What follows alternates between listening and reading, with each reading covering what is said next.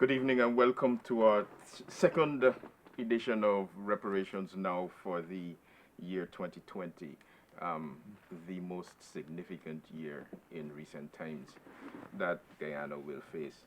This evening we've got a packed studio and an extremely packed program. We have our youth reparations representative, Sister Crystal Crawford. We're going to be seeing much more of her. Brother Royston Peters, Sister Penda Guyana, faces that you know. Brother Eric Phillips and Wozero Esther Gittings. Welcome to Reparations Now. Thank you. Okay, this evening is going to be, again, like I said, a very packed program. We're going to begin this evening's program with Crystal Crawford's addressing the young people with some quotations which she would have developed herself. And then we are going to be moving into Martin Luther King's Black is Beautiful, a presentation by Martin Luther King, which is entitled Black is Beautiful. And then, of course, you know, there is Sister Penda's Did You Know, nationally acclaimed by now. She's going to be talking about the ordinances which were put in place to disadvantage African people or to advantage other people after Africans were disadvantaged. And then we will be showing some of the strides that the CARICOM reparations movement is making, specifically in terms of the Glasgow Princeton agreements with the University of the West Indies. And then, if time permits, we will be viewing the advances in Ghana. And so without much further ado, and did I remember to mention Sister Crystal Crawford's quotations? Without much further ado, we go into Sister Crystal Crawford's quotations.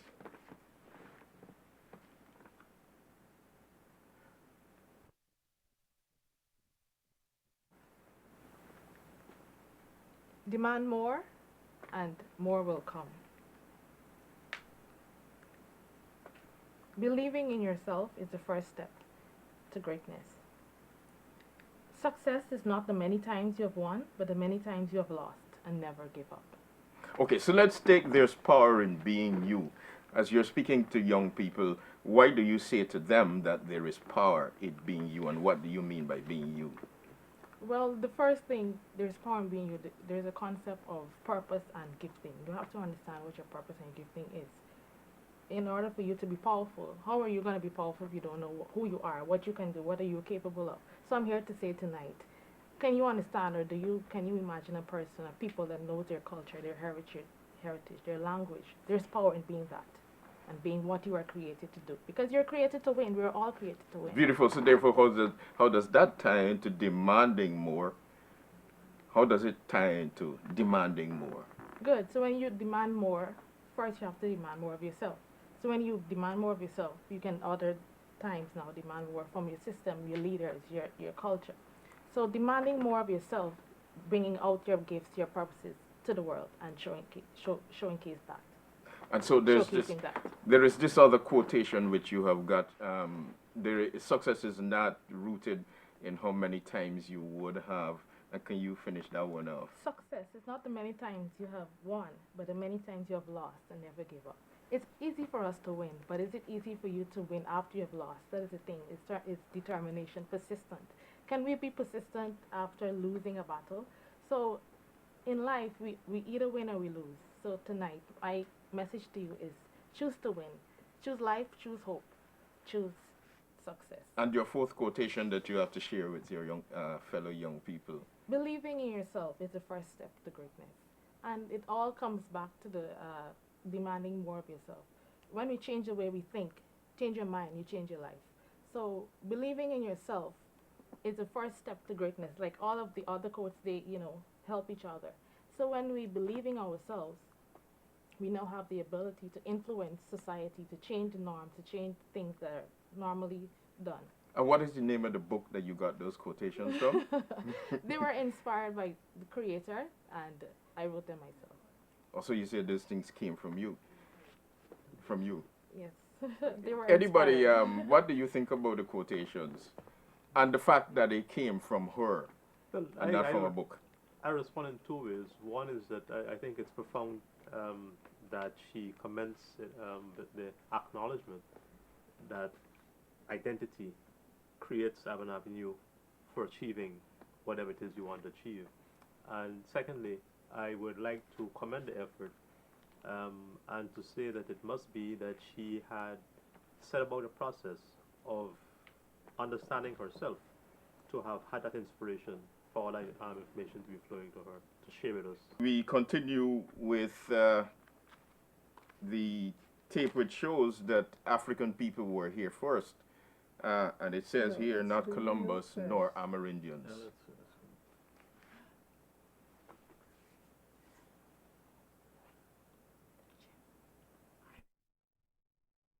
Here. And a few of the local villagers are descendants of mixed marriages between Indians, farmers, and slaves.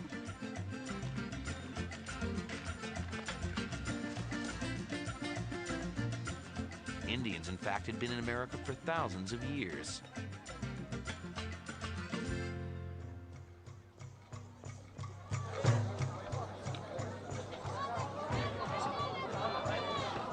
Scientists today can tell precisely when they arrived and from where. All native peoples in South and North America belong to a racial type known as Mongoloid.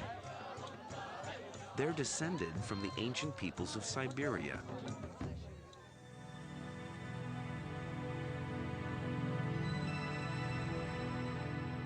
During the Ice Age, 12,000 years ago, there was a land bridge between Siberia and Alaska. Mongoloid peoples were the first to enter the New World, or so experts thought. The Brazilian finds point to a very different story of the discovery of the Americas.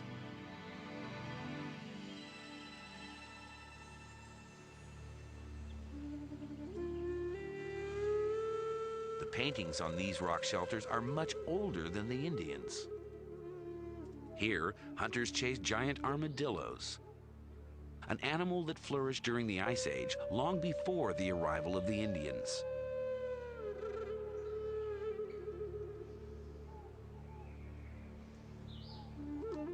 There's a playful feel to many of the scenes. Here, a group of men are standing on each other's shoulders, just like a circus act. And here, a rare romantic moment.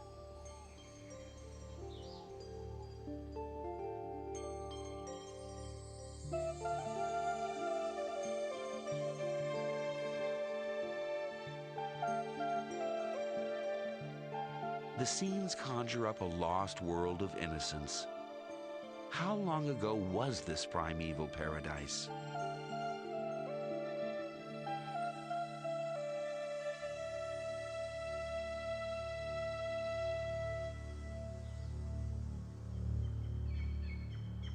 French archaeologists have just finished digging in Pedra Furada, the largest of the rock shelters.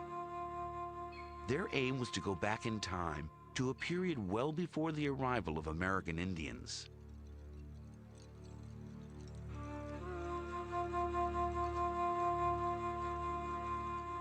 Every foot they dug took them thousands of years back into prehistory. When they reached layers 40,000 years old, they found these.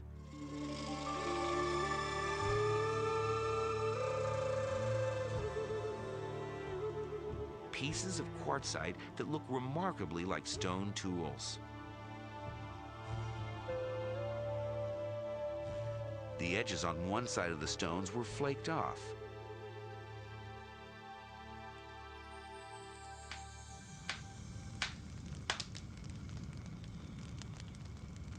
Were these stones shaped into cutting tools by human hands? If so, then the history of the discovery of the Americas would have to be rewritten. But if people had been here before the American Indians, surely there would be other traces of their presence. The archaeologists continued to dig, down to depths 50,000 years old. And then they found this.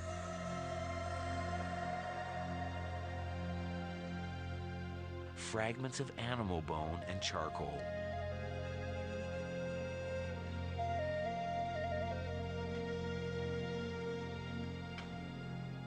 For Anne-Marie Passy, one of the archaeologists involved in the dig, these fragments were proof of human occupation.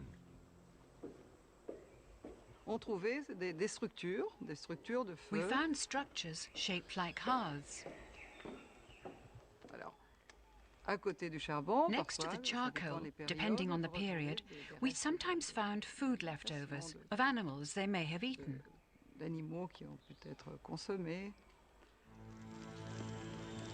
The Brazilian finds show that the New World was discovered tens of thousands of years earlier than previously believed, certainly well before the time of the American Indians. But who were these pioneers? A much earlier wave of Mongoloids, or another race altogether? Clues to the identity of the first Americans are emerging in rock shelters in the northeast and southeast of Brazil.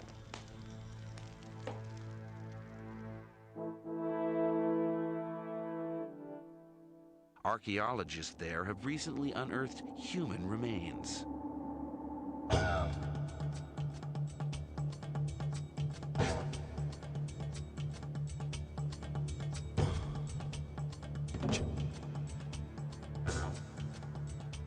Prehistoric skulls were found buried in layers of soil 9,000 to 12,000 years old.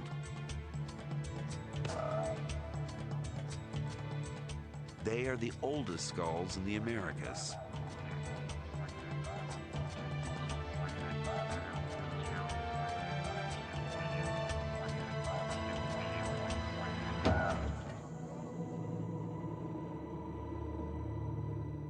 And this is the oldest of them all.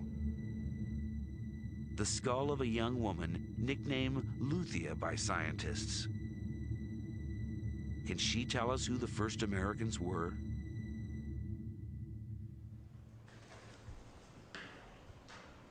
Walter Neves is a physical anthropologist at Sao Paulo University in Brazil. He has been using a standard and reliable archaeological measure, the shape of the skull, to find out what race she belonged to. 91. He fully expected Luthia to be a Mongoloid, an ancestor of the American Indians. 91. But then he fed the measurements into the computer. When we started running the computer and seeing the results, it was amazing because we realized that the statistics, the quantitative analysis we were doing was not showing just people to be Mongoloid. In fact, the analysis was showing just people as anything except Mongoloid.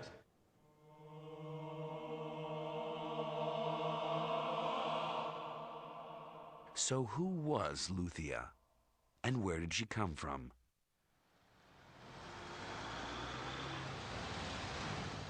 To find out, the skull was taken to a hospital in Rio de Janeiro to begin the process of reconstructing her face. The first stage was to make a three-dimensional CAT scan of Luthia's skull in order to build a replica.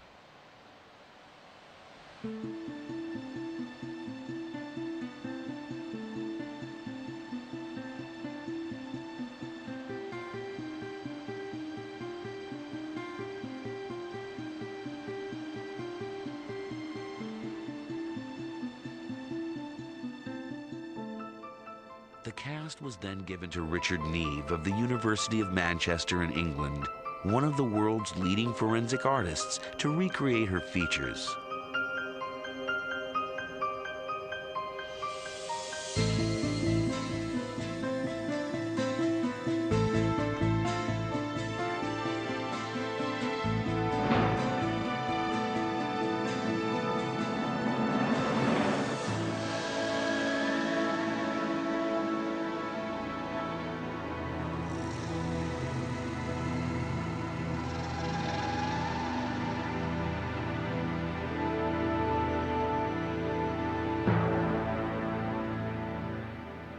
That to me is a Negroid face that has all the features you associate with a Negroid face. The proportions of the face, it doesn't say anything about it being a Mongoloid. Luthia belongs to a race found historically along the rim of the Indian Ocean, in East Africa, in the islands of South Asia, and in Australia and Melanesia. Was this then the face of a first American? Her reconstruction is confirmed by measurements Walter Nevis has taken of all his skulls. The first reaction was not to believe in it. But as the results, repeated so many times, and the result is exactly the same thing. They are very similar to nowadays Aborigines and Africans, and no similarity at all with Mongoloids in Asia or with American Indians. Yes, very interesting information, which challenges the notion that Amerindians were the first people here in this part of the world. Do we go straight to, do you know? Sister Penda, do you know? Okay. Well, I must say welcome and thank you for having us into your homes. Hope you have your pens and papers ready. As we approach African History Month, aka Black History Month, our Do You Know is going to be very, very intense, but we're going to make it brief. And it follows on to what you just saw, that Africans were the first people on Earth. Lucy predates Adam and Eve by 3 million years. Africans were the first people in South America, and as you saw just now, Lucia was reconstructed and confirms that. Now, do you know that 475,000 Africans died to build Guyana? As we dug canals, built dams, seawalls, irrigation, hence reparations claim for 18% of Guyana. Do you know that 3 of the 9 Amerindian groups came to Guyana after Africans were brought here? And those groups are the Waiwais, the Reparations, and the Makusis. Do you know that they were given lands as part of being the first persons here? Therefore, what is that telling us? That we, who has been established, were here before, as I just said earlier on, we were here before 3 of these groups. Therefore, our claim for the 18% plus, Sister Penda is saying, our part of being first people here also. Now, coming back to what we were saying, that we were the first people in this area, do you know that the Olmec heads that were found in Mexico were all African faces? And as Dr. Ivan van Sertima stated, the braids at the back of the heads confirm this without a shadow of doubt. All the back of those Olmec heads carried braids. And Dr. van Sertima put a stamp on that. As he did his lecture at Cal State University in Los Angeles, he was very, very certain that this was a part of it. Now, do you know that when we had the land COI here in 2017, the president of this country brought in experts in order for them to tell the commissioners some very important facts that they might not have known. For example, Dr. Kamani Nahusi from Philadelphia was brought in here to explain to the commissioners what ancestral lands meant. And also we had Dr. Wazir Muhammad, who is Associate Sociology Professor of Indiana University. And he, at the Commission of Inquiry on the 23rd of November 2017, said the following. He said the Ordinance of 1834, 1836, 1839, and 1861 virtually prevented the former enslaved to acquiring Crown land.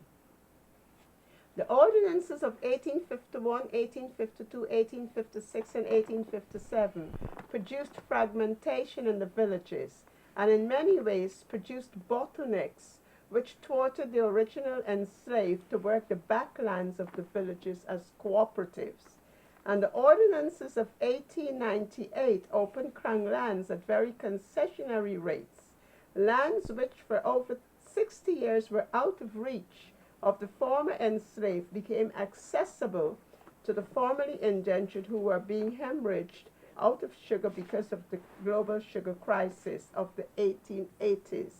And this led to the evolution of the rice industry. So that comes back to one of my do you knows. Do you know that Africans were the first to plant rice in this country?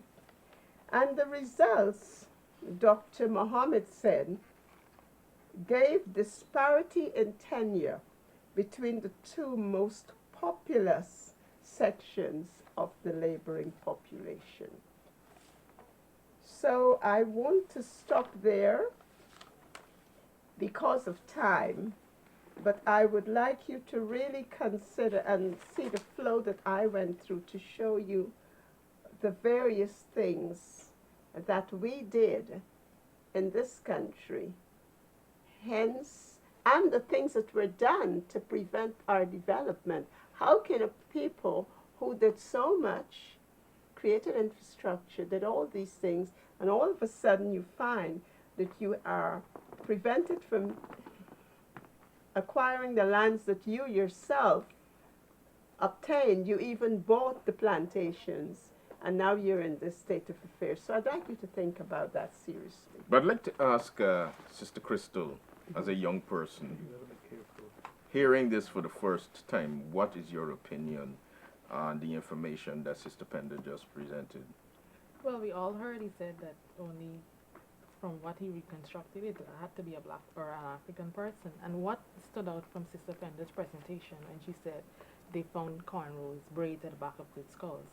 Only, I mean, people with this, my beautiful hair, can get a cornrow. So, I mean, if that is the evidence that is presented, then it only tells me that the history books that I've been taught, or the history that I've been taught in school, needs to be rewritten.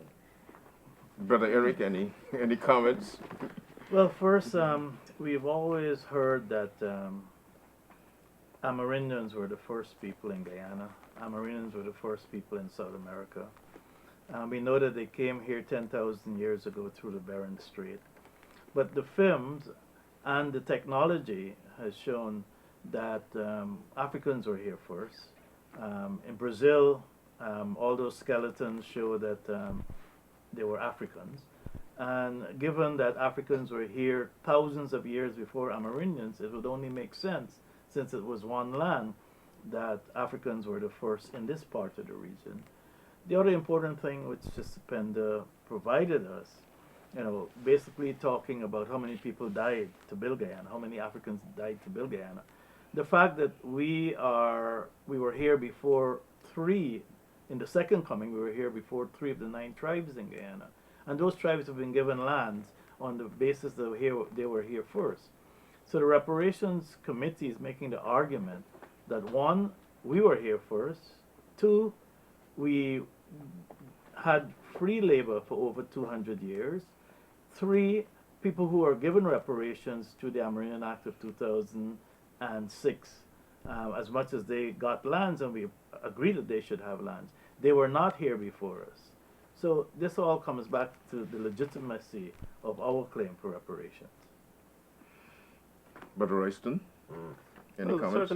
certainly, the evidence I think is quite overwhelming, but I think we need to cure focus on the kind of information that we were initially given, reference to what the new information is presenting, which makes our case a very solid one.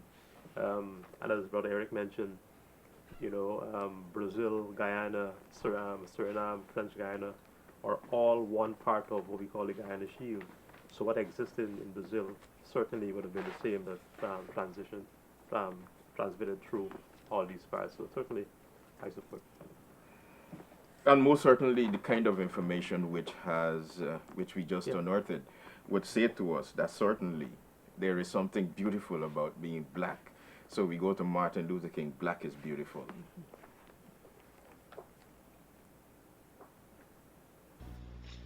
I come here tonight and plead with you.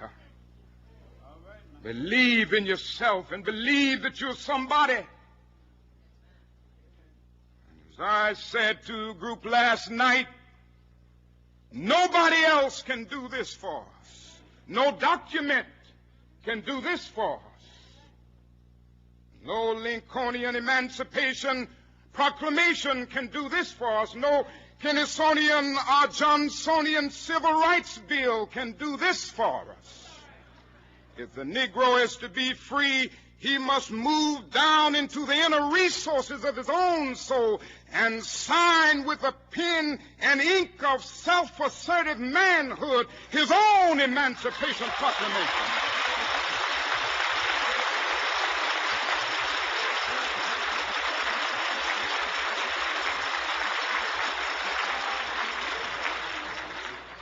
Don't let anybody take your manhood.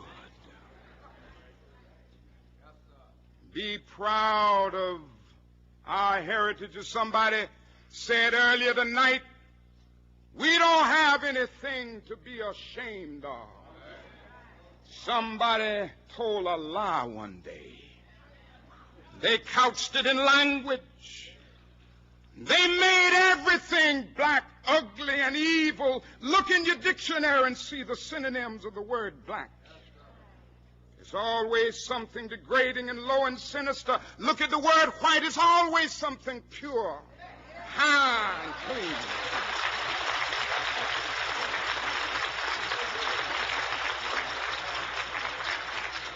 But I want to get the language right tonight.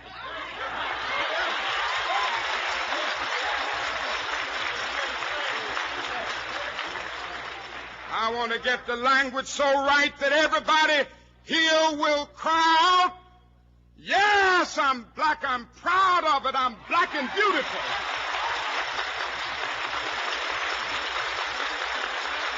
Yes, and this ties it up very beautifully, starting from Sister Crystal's quotations, which came out of her. You know what is very interesting is that she said that these quotations came from her naturally. And you hear Martin Luther King saying the same thing. Is there something in the African spirit between that distance does not hide? So short comment, and then we go to the Glasgow. There is one element about us that the world understands that perhaps we need to be aware of, and that is that once we can reconnect to our past and ourselves, there is nothing that would have gone before that is not part of us today. So that connectivity or the synchrony is still existent among us today. So I can see the synergy with the quotes from Crystal and the comments that the brother would have just shared with us. Well, there's a tremendous effort. There is a tremendous effort to repair all the damage that we have gone through. And it's being led by the CARICOM Reparations Commission. But recently there have been some developments related to Glasgow University and the University of the West Indies and Princeton, etc. So we'll go to the tape so that the audience can see what is actually taking place, to dispel the thoughts that, oh, well, them people wasting time, etc., etc. So, Glasgow University. Angry, aggressive, no sense of shame, always in trouble, always to blame. Of all the ways to confront the dark legacy of the slave trade in Scotland, this is one of the more unusual. Kenyan-born, Scottish-raised Mara Menzies is on the Edinburgh stage. She's telling stories that subtly trace racial prejudice all the way back to a history about which so much of Scotland is silent. If you go to Glasgow and you've got streets like Jamaica Street or the Merchant City, nobody understands or realises the history of that and how those places got their names. People are not aware of how we were the majority shareholders in the slave trade, how the 70% of the Jamaican telephone directory is made up of Scottish names. And if people are not aware of the history, they don't understand the consequences of why things are the way they are today. So it's why this narrative that this narrative that lets people know that, oh, black people are very violent. There's a lot of knife crime in the black community, of people are of lower intelligence, which is a very common narrative. People don't understand how that was essential back then to justify this trade, and why that exists to this day. In Glasgow, it's a history that hides in plain sight. Look beyond the famous traffic cone at the building behind it. What's now a gallery was the lavish townhouse of a slave-owning tobacco merchant. In the 18th century, boats came packed with cotton and sugar and made this one of the richest cities in the world. But Glasgow's golden era owes an enormous debt to those who laboured in captivity, a debt that's nowhere near being repaid. You've been able to draw a direct link, have you, from the slave trade to the university as we know it today? Yes, our historians have looked at our archives and identified, we think, all the bequests that came to the university from people involved in the slave trade and the plantation economies of the Caribbean. Slowly, Scotland is taking some responsibility. In the University of Glasgow, they wanted to know exactly what they'd gained from the barbaric trade in slaves so they could pay something back. Have you been able to put a figure on just what all those gifts, all that money that came from the slave trade is worth in today's money? Yes, and if you treat it in today's currency, today's prices, if you like, the top figure is just under £200 million. We're sorry that that happened and that we benefited in that way. And now we're trying to, if you like, put it right, repair the past. So money will now flow in the reverse direction. A £20 million reparations fund has been announced, and a tie-in with the University of the West Indies. So we've made a lot of progress in a couple of years. Your advice was extremely helpful through the project. Speaking about justice, there's been input too from Glasgow's Jamaican community. It's not taught, it's not in a conspicuous place, and it's still a hush-hush. How do you feel when you see this university, now that you know a little bit about where some of the money's come from?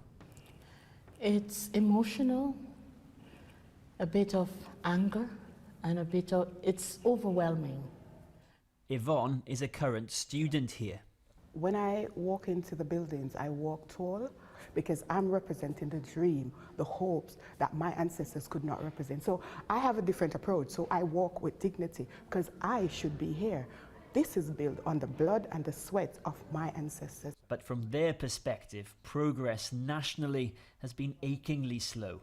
There's been an unwillingness in Scottish public life to acknowledge that Scotland's a perpetrator. The fact was that there's been a historical process of organised forgetting for 150 years. So we're trying to redress that gap of knowledge and that gap of acknowledgement. So the fact that Glasgow University is leading the way around acknowledging is crucially important. What do you think the audience will take away from this? I think if you can get people to feel a story, then they take that feeling away with them. And if you feel something, then that is where change begins to happen. There is no one way to do it, but Scotland's part in the story of slavery is at least now being told. It wants to take the good, the just, but you can stop it.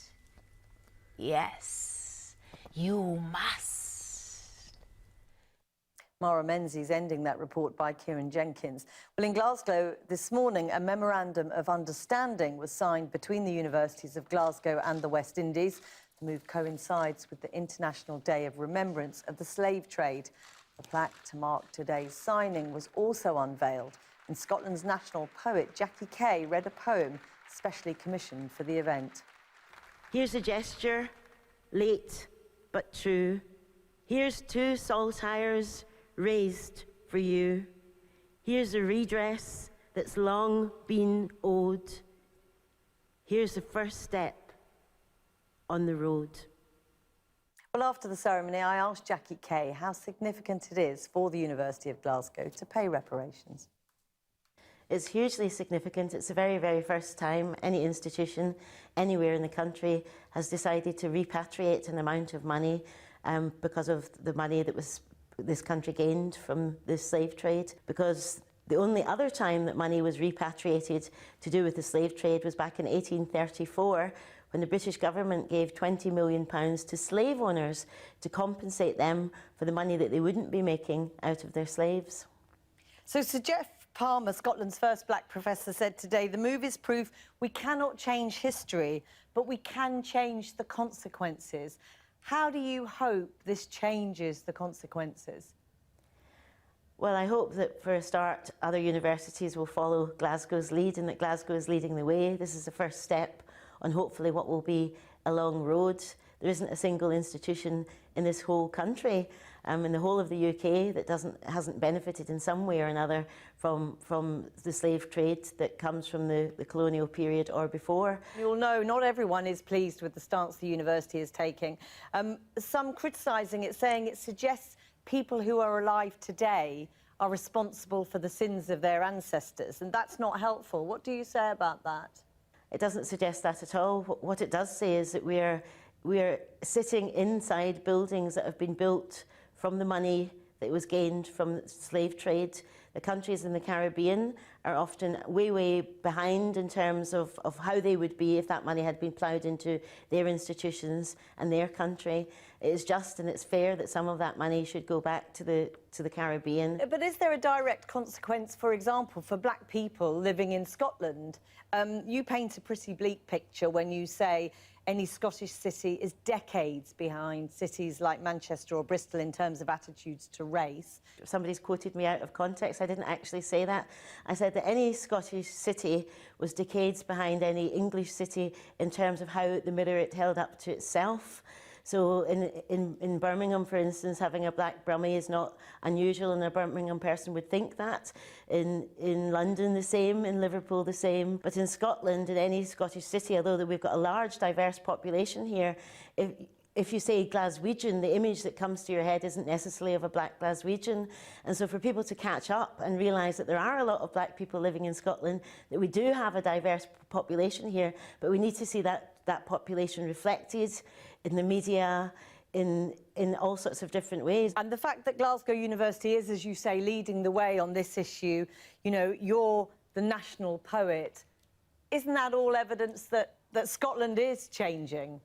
It's a great moment to be black and Scottish. Scotland is changing, but in order for countries to change, we need to hold up a mirror to ourselves and to look at the ways in which we can change more. The history of the slave trade has not been, up until recently, taught in Scottish schools. The average Scottish person won't know that Glasgow is up to its neck in money from the slave trade. They won't know those things.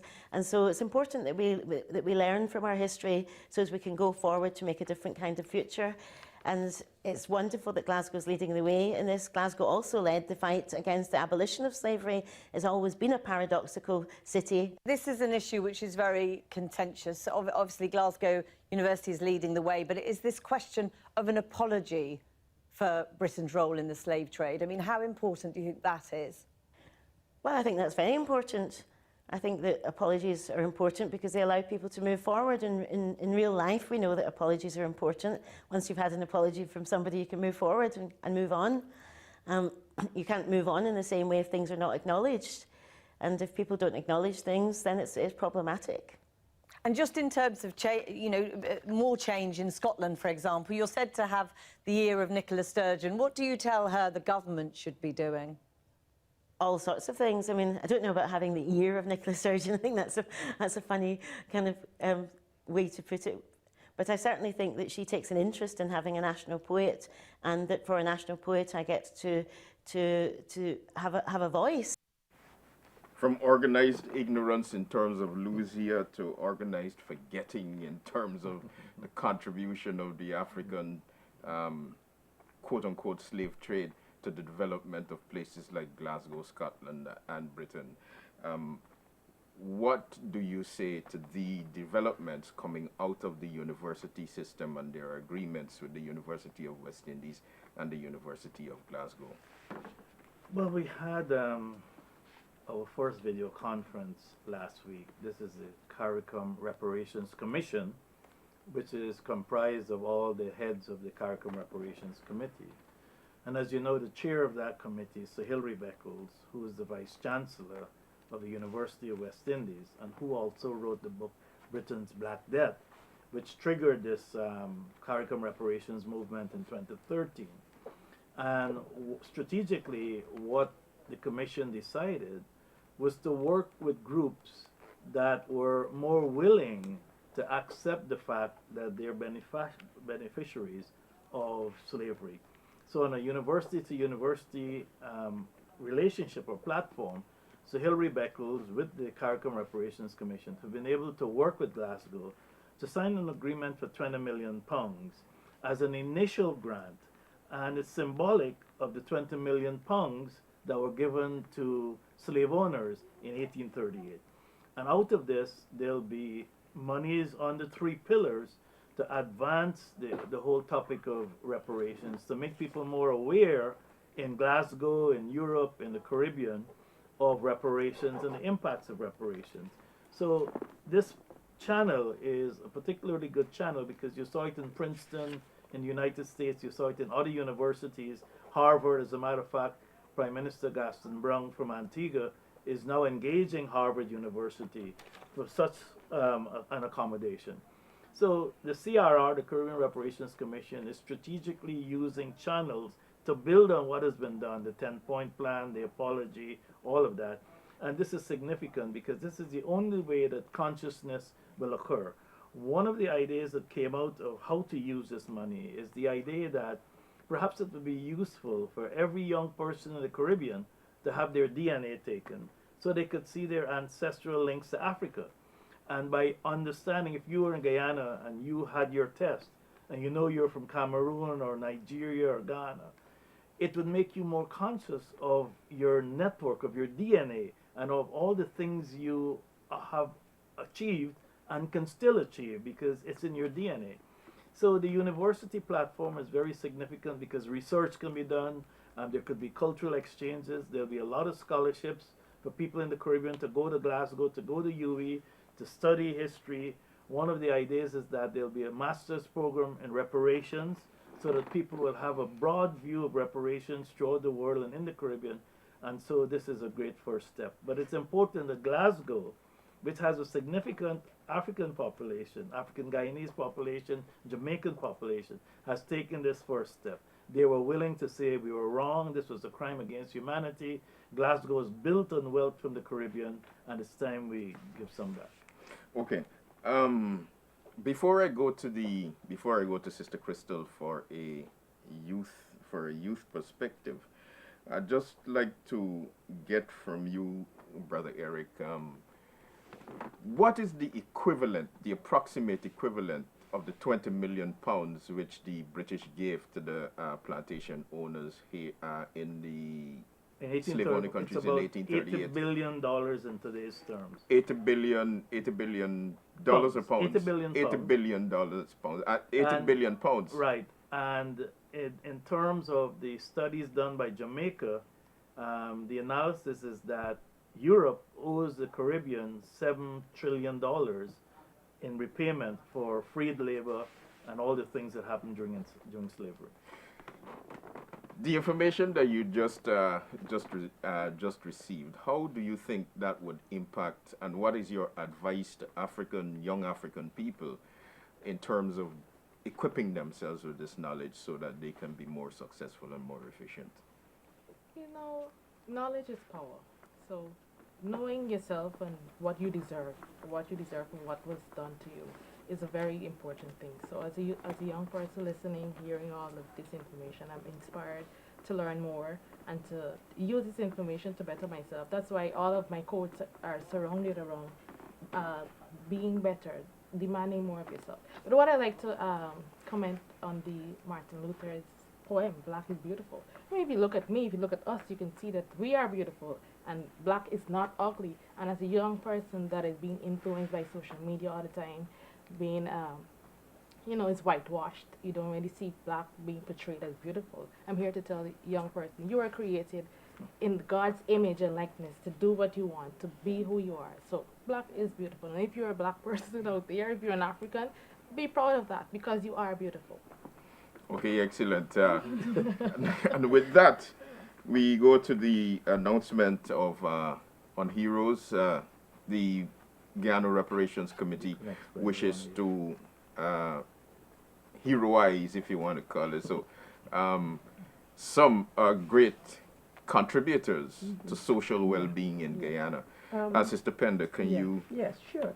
What we are trying to do, we are asking that you submit to the Guyana Reparations Committee the name of someone who has done a lot of work, in your opinion, in the community as far as in the enhancement of Africans in the area where they are, or even throughout the country generally. We have a lot of people who have done a lot of work and they've never been, you know, considered. So if you have someone like that in the village or in the areas about that you feel as worthy of us giving an award to, please submit their names. There are many persons who have contributed so much.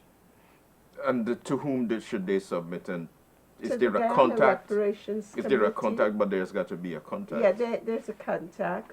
They can contact Sister Esther, our secretary. They can do that on 684-5794. They can contact me, Sister Pender. They can do that at 688-2915.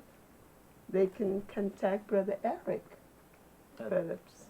And is there a building that?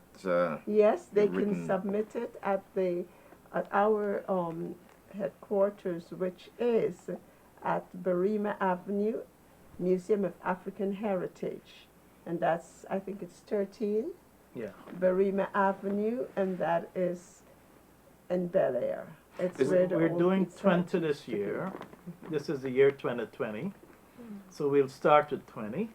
Next year it'll get bigger because there are also young people who are doing terrific things.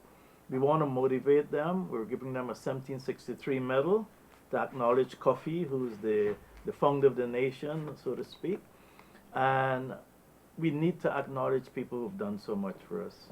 I know so many people, Sister Yvette in Buxton, who has Tukuntu. She's been doing this work free for 30, 40 years, and she doesn't get any acknowledgement. And these are community builders. These are people who mentor so many young people. And I'm certain in Essequibo and Berbice and Linden and Kokwani and wherever we are in Guyana, that there are these people. And we need to identify them, recognize them, because we also need to get funds to get their oral history. We're losing our oral history. We're losing a lot of stories, and there are some people in our communities who tell Nancy stories, and we need to capture that. But Brother Eric, right here among us in reparations, we have Sister Rosalind Judd, who's been teaching, giving her services to the children in the Tri-Belt. And she's been doing that for 30 years. And so we need it's to not identify known. them. It's not known, but she's very quiet about this. Yeah, the central number is 225-6619, which is the Museum of African Heritage.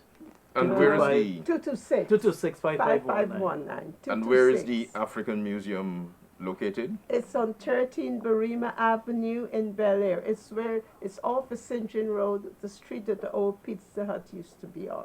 Everybody knows where the Pizza Hut was. But Sister Crystal wanted to make a comment. I saw you shaking your head. And yeah. What's the comment you wanted to we make? live in a culture where we don't celebrate each other. Beautiful. We don't applaud, and that must change. So I would encourage people to submit names. If you know of someone in your community that's doing great work, submit a name so we can celebrate with them. And what do you think is the value of recognizing the contribution?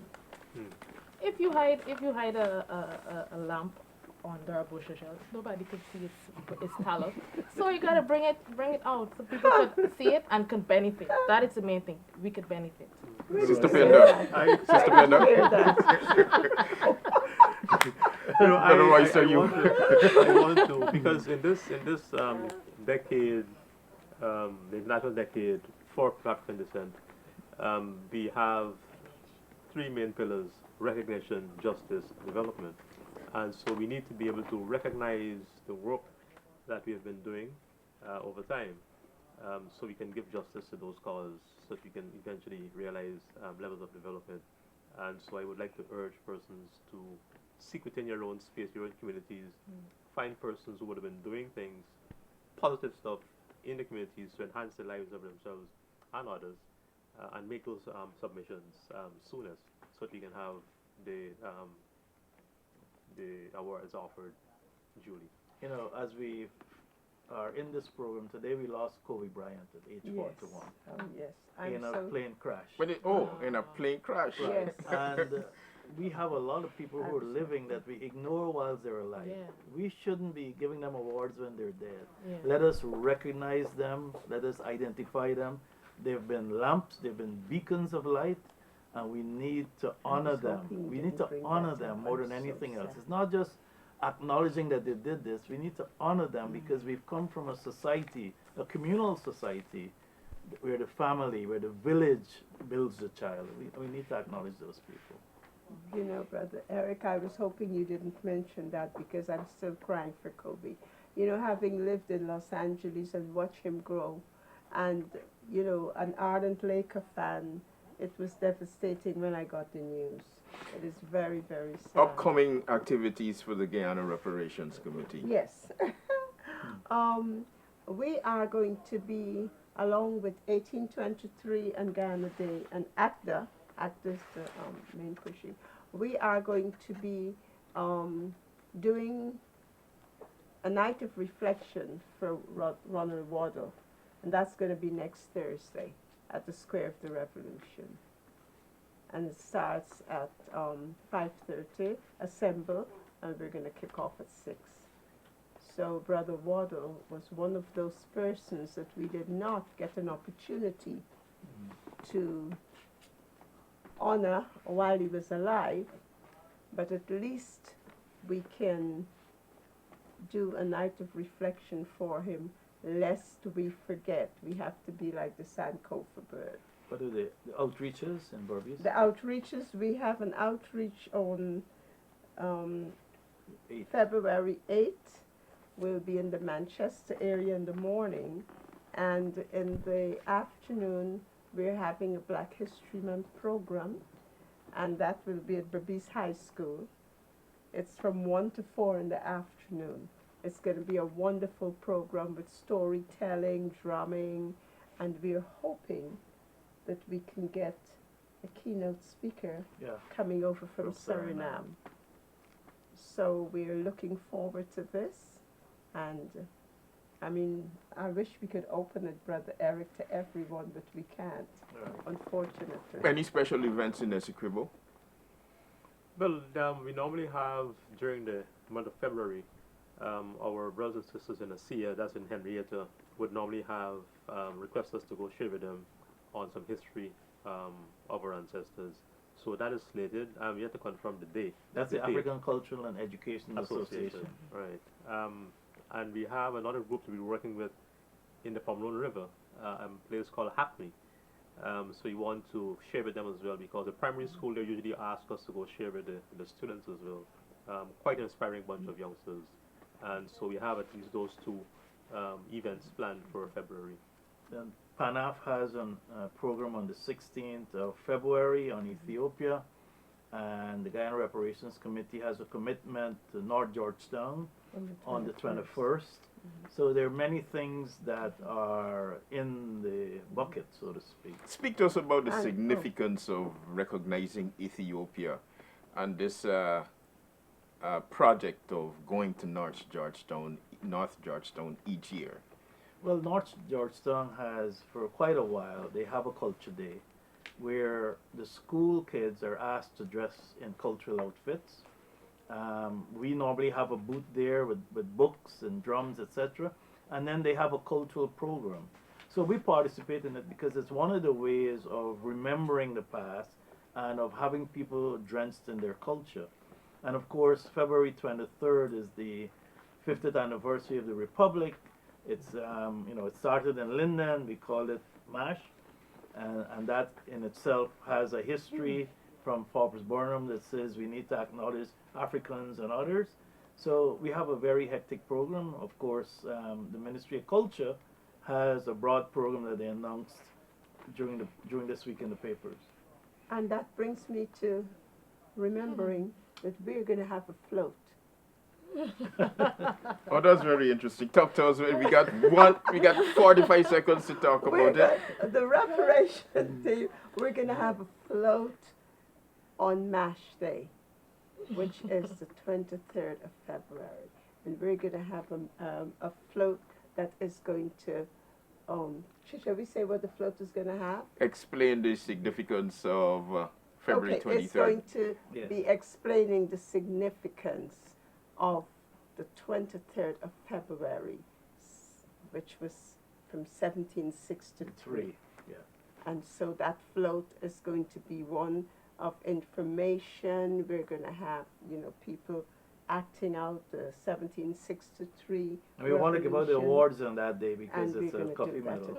It's going to be awesome. So please keep focused and look out for the Guyana Reparations But I must say that 1763 float that we wanted to pick will give recognition to the struggle that really brought freedom to Guyana. Exactly. And that was led by Governor Kofi.